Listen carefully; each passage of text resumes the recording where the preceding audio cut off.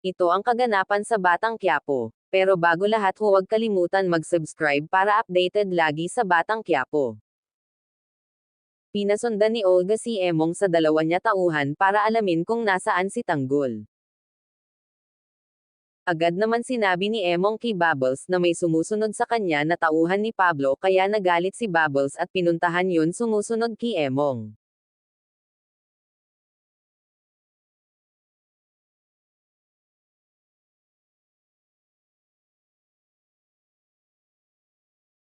Dumating na si Tanggol at hinahanap agad si Bubbles at dito sinabi ng lola ni Bubbles na hinahanap ni Bubbles ang lalaking sumusunod kay Emong na agad naman pinuntahan din ni Tanggol.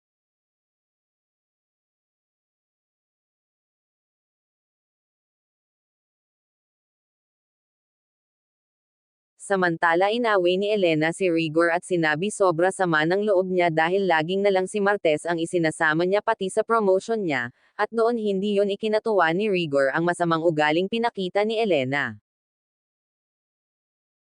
Siyanbi dito ni Elena, lagi na lamang si Martes inuuna mo nakakasama kaya ng loob yon.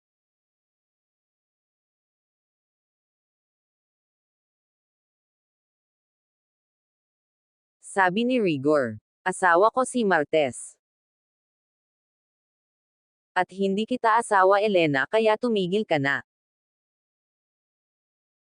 Nakita naman ni Tanggol ang tauhan ni Olga kaya dito ay nagka-bar-ilan sila, palitan ng putok ng baril hanggang sa narinig ito ni na Bubbles at dali-dali pinutahan yun pinanggagalingan ng putok ng baril.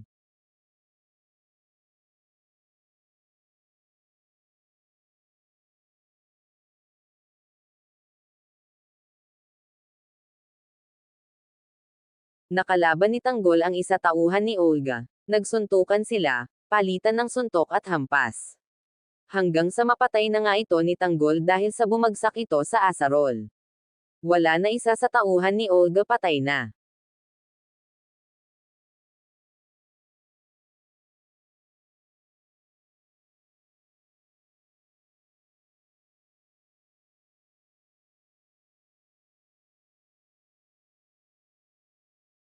Dumating ang isa pa tauhan ni Olga at binaril si Tanggol pero nakailag ito at nakatago.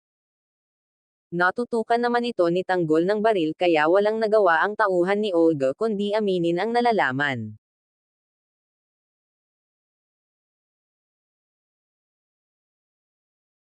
Tinanong ni Tanggol, sino ang nag-utos sa'yo para patayin ako, si Olga dahil pinatay mo ang anak niya si Greg.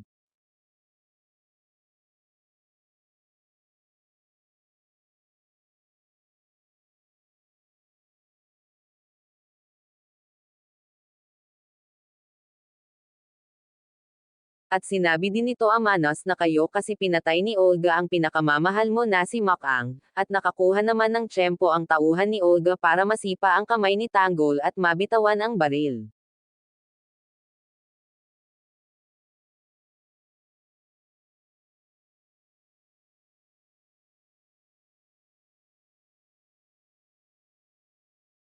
Himampas ng tabla si Tanggol kaya dumapa ito sa lupa. Tinutukan siya ng baril at akmang papatayin na. Sinabihan pa si Tanggol na malas mo lang at nabaliktad na ako na ngayon may hawak ng baril at buti na lang nakadating si Bubbles at sinaksak niya ito tauhan ni Olga sa likod at doon nagkaroon ng pagkakataon makuha ni Tanggol ang baril at ibinaril sa kalaban at napatay na niya ang dalawang tauhan ni Olga.